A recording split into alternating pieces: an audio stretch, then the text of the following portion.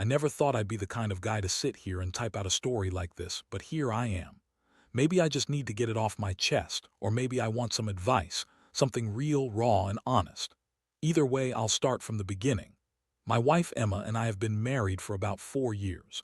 We were that kind of couple everyone envied, happy, steady, and with this little future mapped out that seemed almost boring in its normalcy.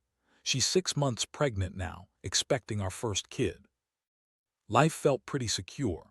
I worked long hours at the construction site, came home, made sure dinner was ready, and we'd sit on the couch in the evenings talking about names or nursery colors. It was quiet, simple, and I thought it was perfect. Until I found the messages. It started with a strange feeling, this gnawing thing in my gut that I couldn't quite shake. I'd come home early one day, tired from a long shift, and I saw her phone lying face down on the coffee table. I didn't think much of it at first. Maybe she was just tired, maybe she did want me scrolling through her stuff. But then I noticed a notification on the screen, something that made my stomach drop. It was a message from David. David's my best friend. We've known each other for over 10 years. We've been through a lot, and honestly, I trusted him. Trusted them both, really. But that trust shattered as soon as I read what was there. The message wasn't just casual talk. It was flirty, suggestive, even borderline provocative.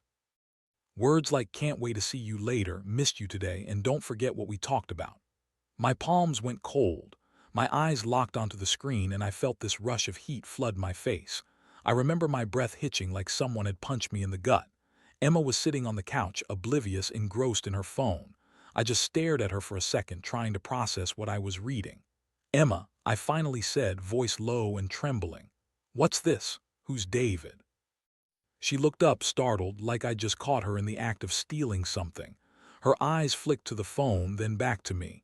"It's nothing, just, talking comfort, that's all." I felt my stomach churn. Comfort. My wife, 6 months pregnant, meeting my best friend at our house in secret, and she calls it comfort. The words were a slap, but the worst part was her dismissive tone, like I was supposed to accept that excuse. But I couldn't. Not anymore. I grabbed her phone, my fingers trembling. I scrolled through the messages, each one more revealing than the last. They weren't just innocent chats. They were full of flirtation, plans to meet up, and little whispers that hinted at something more. My vision blurred slightly, and I could feel my fists clenching. "Who is this?" I demanded, voice sharp now. "You're meeting him here behind my back while I'm out working." She tried to grab for her phone, but I held it out of reach. "Tell me it's just comfort, Emma, because it looks like something else entirely." She looked away, her face flushed, eyes watery. "I didn't mean for it to go this far," she whispered. "I was just lonely. He's been there for me. I swear it's nothing serious." But the words rang hollow. I felt my jaw tighten, my stomach twisting like a knot. I'd been blind, maybe even naive, but this crossed a line I never thought she'd cross. And the betrayal hit hard, sharper than any punch. I could feel my pulse pounding in my ears. I wanted to scream, to break something, but I just stood there, clutching her phone, trying to keep my composure. I looked at her, the pregnant woman I loved, and saw a stranger. Not just that, someone I didn't recognize anymore. That day, I didn't say much.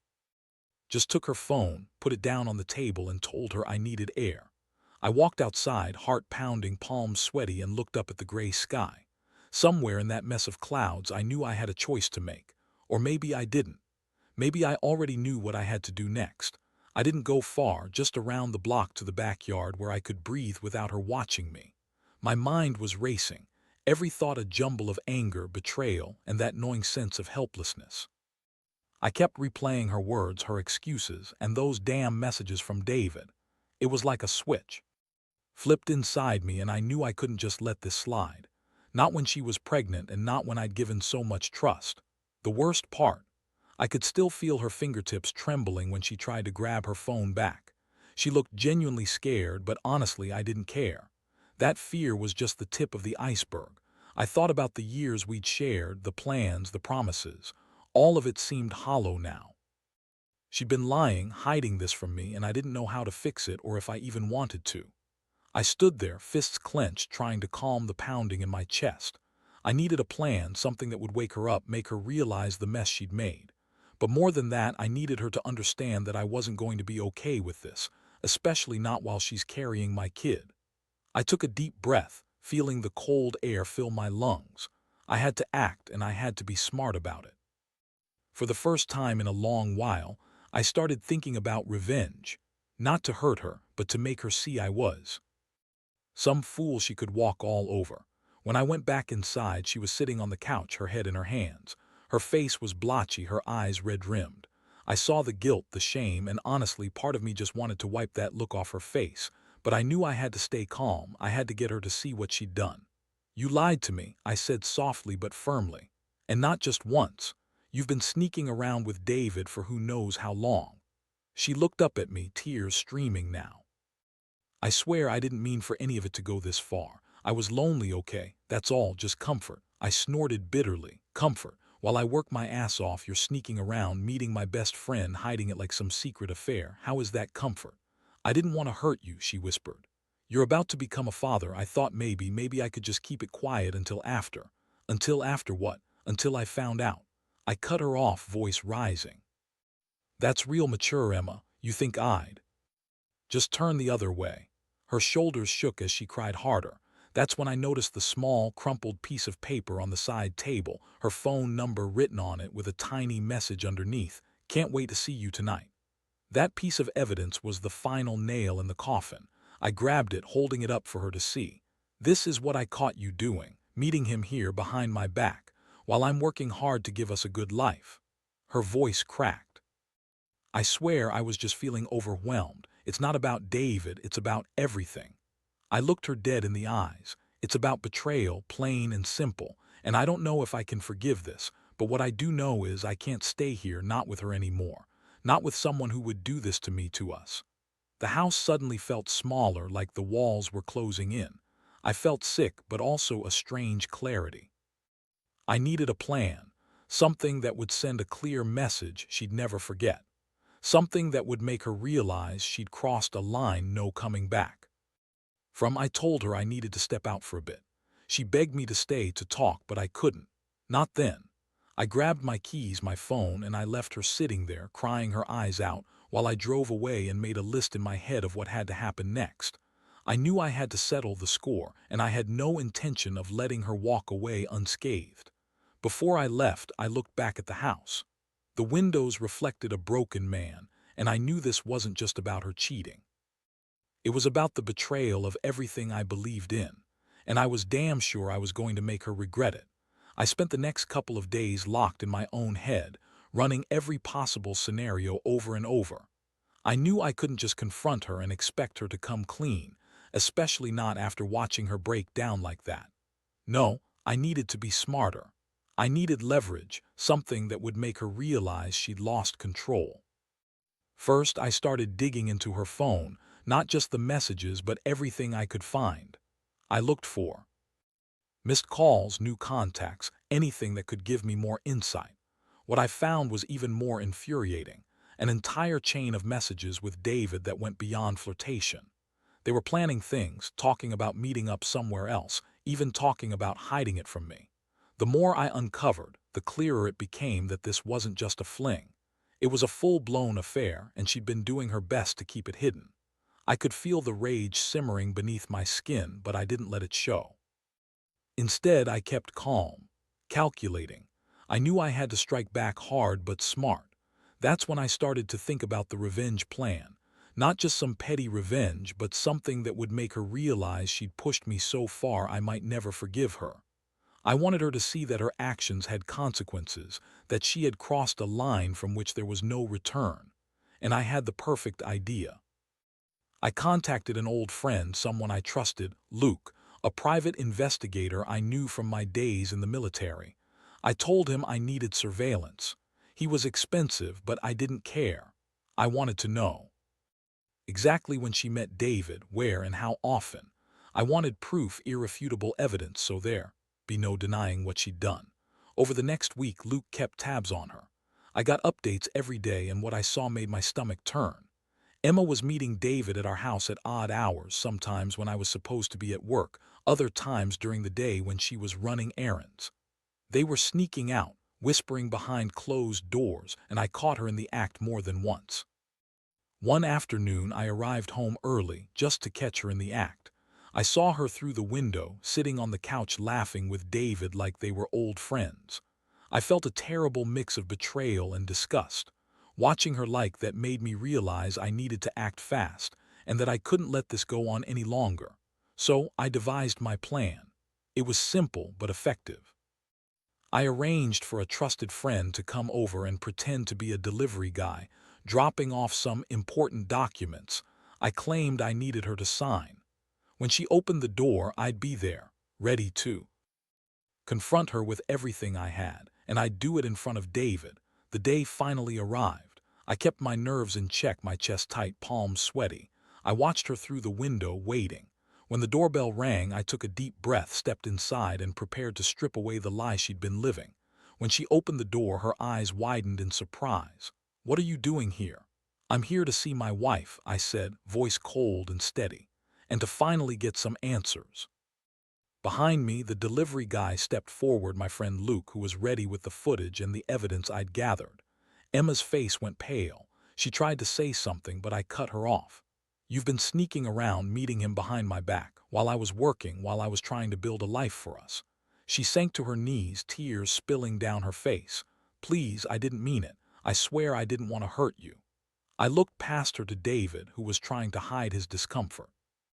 "You've been lying to my face," I said, "and now I've got everything I need to make you see what you've done.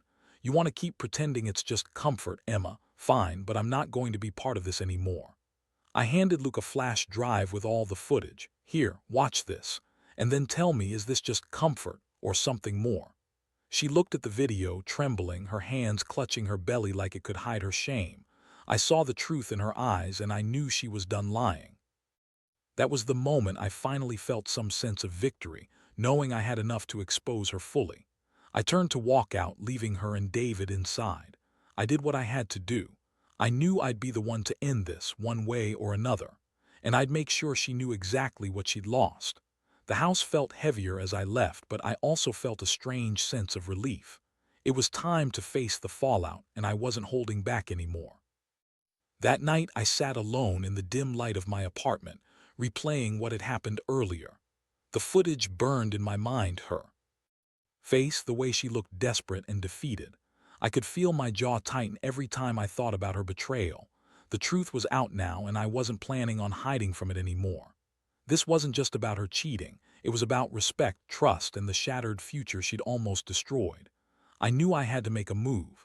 The worst part was I still loved her, despite everything I did. But love doesn't fix betrayal, especially when it's wrapped around a secret this deep. I was furious, but I also knew I had to think carefully about what came next. I couldn't afford to make mistakes, not with a pregnancy on the line. The next morning, I decided to head to my lawyer's office.